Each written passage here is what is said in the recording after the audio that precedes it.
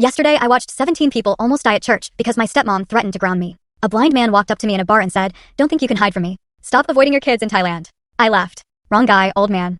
I don't have kids. I turned back to my drink, but he grabbed my shoulder. "Theodore. I'd know that cologne anywhere. Same cheap stuff you've worn for 50 years. You can't hide from me." I spun around, confused. "My name isn't Theodore. And I don't wear cologne." The man leaned in, cloudy eyes behind his dark glasses, and sniffed. "You smell just like him. You must be Theo's grandson." My stomach dropped.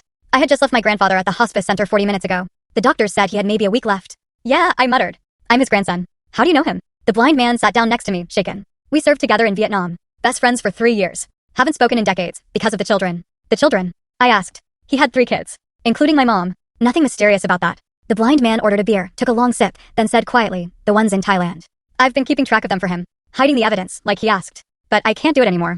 My chest tightened. My grandfather was my hero. He raised me after my parents died. Taught me to fish, fix cars, be a good man. We told each other everything. At least, I thought we did. "What are you talking about?" My voice cracked. The man reached into his jacket and pulled out a worn envelope stuffed with papers. He slid it toward me. "Your grandfather and I spent every break in Thailand. He had a thing for the local women. Never used protection. He got at least 4 of them pregnant that I know of." My hands shook as I opened the envelope. Inside, dozens of letters written in broken English. Photos of children. Children who looked disturbingly like my mom when she was young. Then photos of those children grown up, with kids of their own. 2 whole generations of family I'd never known existed. "He made them send everything to my address," the man said. "Sent money for a while. Then he married your grandmother and cut them off. Pretended they didn't exist. But they never stopped writing. Never stopped hoping their American father would acknowledge them." I spread the photos across the bar. A girl named Melee from 1971, holding a baby boy. That same boy as a teenager. Then as a man with his own children. They all had my grandfather's nose. My jawline. My blood. "Why are you telling me this now?" I asked, finishing my whiskey in one gulp. The blind man's voice dropped. "Because Theodore is dying. And those kids deserve to know what happened to their father.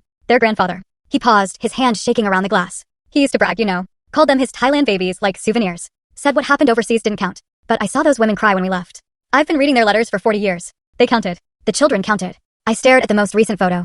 A young woman about my age, standing in front of a university, a nursing degree in her hands. On the back, in careful English, still hoping to meet grandfather before it's too late. I swallowed hard. What am I supposed to do with this? The blind man placed his hand over mine. "Whatever you think is right." Full story on the channel. Link below. Click now and watch what happened next.